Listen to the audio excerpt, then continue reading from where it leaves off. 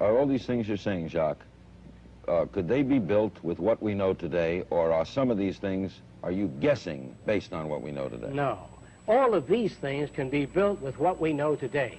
It would take 10 years to change the surface of the earth, to rebuild the world into a second Garden of Eden. The choice lies with you. The stupidity of a nuclear arms race, the development of weapons, trying to solve your problems politically by electing this political party or that political party, that all politics is immersed in corruption. Let me say it again. Communism, socialism, fascism, the Democrats, the liberals, we want to absorb human beings.